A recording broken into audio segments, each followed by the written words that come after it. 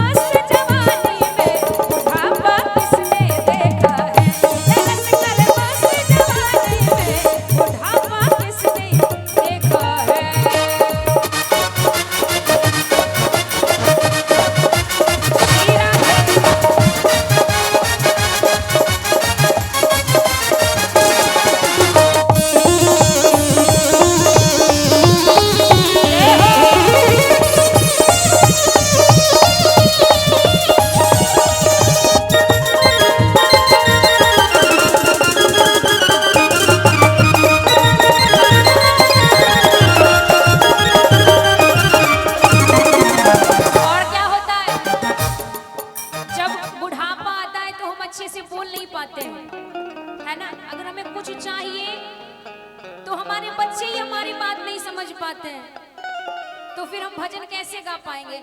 जब बुढ़ापा आता है तो हमारी जुबान बंद हो जाती है, एकदम कम चलती है, हम खुद भी नहीं समझ पाते कि हम क्या बोल रहे हैं। तो भगवान का भजन कैसे करेंगे, है ना जी, सही बात है ना। इसलिए कह रही हूँ क्या रूह से भूखे हो जाओगे, भजन तुम गा नहीं पाओगे, रूह से भूखे हो जाओगे, भजन तुम गा नहीं पाओगे। भजन कर मस्त जवानी में बुढ़ापा किसने देखा है। भजन कर मस्त जवानी में बुढ़ापा किसने देखा है।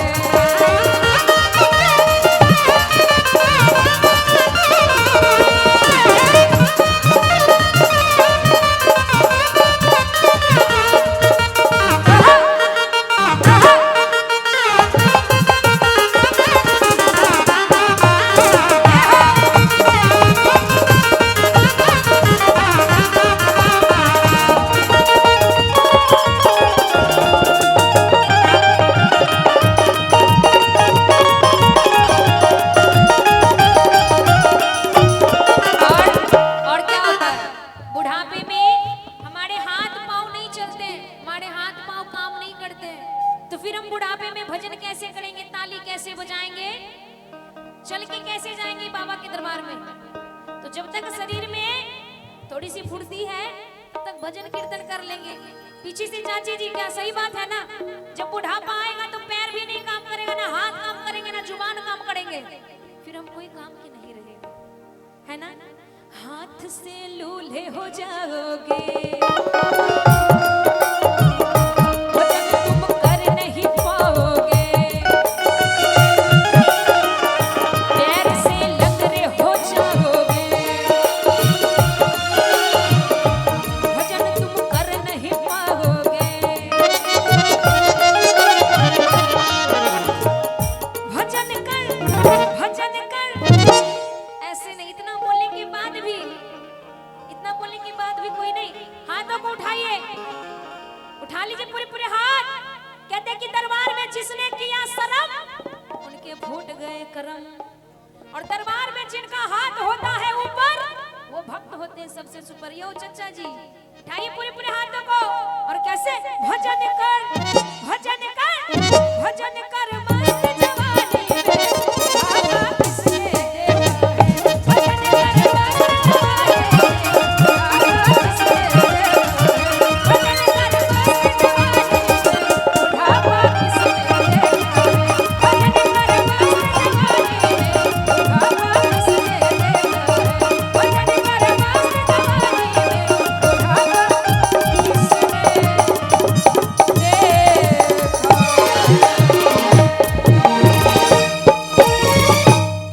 बोली बाके बिहारी लाल की।